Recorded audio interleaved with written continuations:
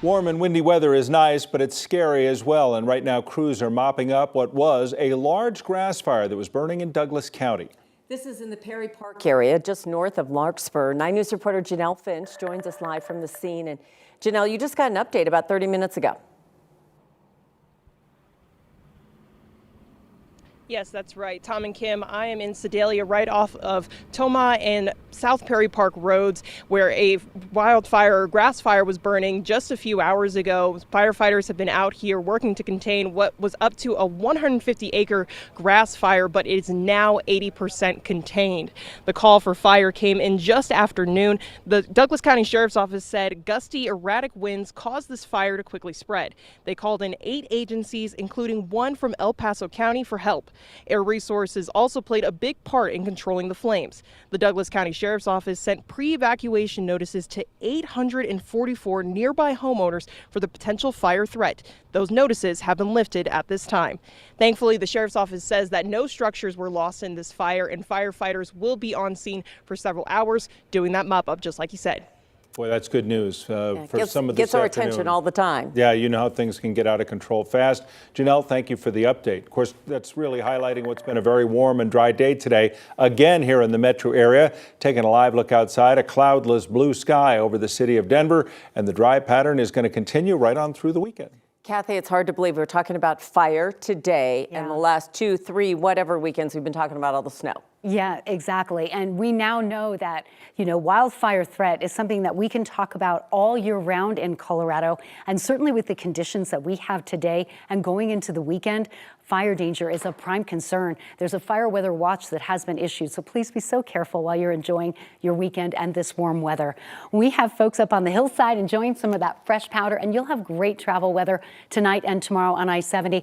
A little bit of high cloud cover coming into the Four Corners area, but it will be dry for the next 72 hours. Temperatures have warmed nicely, 51 in Denver, almost 60 in Lamar, 43 in Eagle, and mid-30s in Steamboat. But the wind has been a big player. Gusty westerly downsloping winds could go to 50 miles per hour. And so we're seeing a fire weather watch out for Saturday and Sunday for these areas. And that means the humidity values are very low. So tinder dry conditions out there. And we just need you to be really careful and mindful while you enjoy the outdoors. It's going to be a great weekend to barbecue for sure. But that's the kind of thing you really need to be thinking about. And with temperatures in the 50s now, you could have dinner on the patio or walk to the park tonight. Lighter winds after sunset, temperatures dipping into the 40s. And coming up, we're going to talk about a string of mild, dry days heading into record territory ahead of the next storm and round for snow. We'll talk about that in just a few minutes. I want to talk about some breaking news at this hour that starts with a small balloon spotted over Colorado today, high up in the skies. Well, within the last 15 minutes, NORAD has confirmed that the balloon was detected at about 43,000 feet and then first intercepted by NORAD fighters over Utah. It was determined that it wasn't maneuverable and presented no threat to national security. NORAD is going to continue to track the balloon. Of course, instances like these have raised national security concerns in the past. It was just about a year ago that the United States shot down that suspected Chinese spy balloon off the Carolina coast of last year after it had traveled all across the United States skies. A former funeral director finally faces a judge a week after police announced they had found the body of a woman that had been left in a hearse in his backyard for a year and a half. Talking about Miles Harford will face charges of abuse of a corpse, theft, and forgery. He was finally arrested last night in Englewood. Police had been looking for him for several days. 9 News consumer investigator Steve Steger has been following this story for a while. You've talked to a number of his former clients, and Steve, they wonder why it's taken so long to get here. Yeah, 2 of them called Littleton police back in 2022 concerned that Miles Harford wasn't getting them remains of their loved ones. They say everyone seemed to know that there were problems with the way that he was handling his business, but no one seemed to do anything. A list of mortuaries to choose from. When Suzanne Ball needed someone to care for her mother Ruth after her death on November 2nd of 2021, she picked Apollo Funeral and Cremation Services from that list. Miles Harford came, picked up her mother's body, and everything seemed fine until After a week or two, one of my friends said, "This is odd that you haven't heard from him." He texted me back and said, "Well, it's the holiday season and COVID, so things take longer." all those weeks later, into January of 2022, the family didn't have her mom's remains. It was weeks of not knowing where she was. It was, a lot of stress on the family. It took weeks of sleuthing, begging. Finally, they figured out Mom was at a nearby crematorium. We called them and they said, "Oh yeah, we've had your mom for 6 weeks. We just don't have your contact information." Suzanne says her family contacted the cops about Miles, one of 2 phone calls to Littleton PD about Harford we saw in 2022. They called us back and said, "Well, this is a civil matter." They contacted the state's regulatory agency too and didn't get much of a response there either. The fact that he was still in business after our ordeal, it's just amazing to me. No one seemed to be able to stop him until Miles Harford. On Friday, Harford made his first appearance before a judge after he was arrested last night in Inglewood. 24 CR 01179. He'll face charges related to what police found during an eviction earlier this month.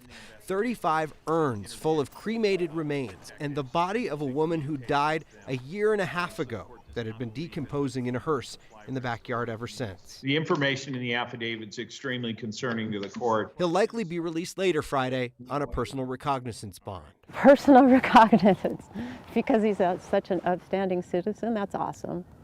That's awesome. For the families who've dealt with Harford, the arrest might mean the end of a difficult chapter. The last few years of my mom's life was awful, and then this has to happen to her. Now, according to an affidavit for Harford's arrests, of the 35 urns discovered at his property, the medical examiner has only been able to positively identify 18 of them.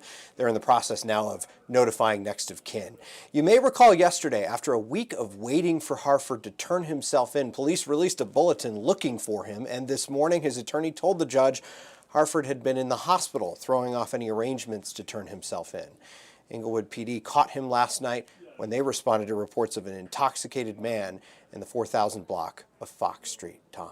Is that all we know at this point about the arrest? Because obviously police were very interested in him, a high-profile case like this, but it seems like they may have lost track of him for a couple of days. Yeah, we know that in the early part of the week, it was a week ago today, they announced they had a warrant out for his arrest. In the early part of the week, Denver police told me they were working with his attorney on arrangements to get him to turn himself in. Then they sent that bulletin yesterday saying that they were looking for any information for him and trying to get him to turn himself in.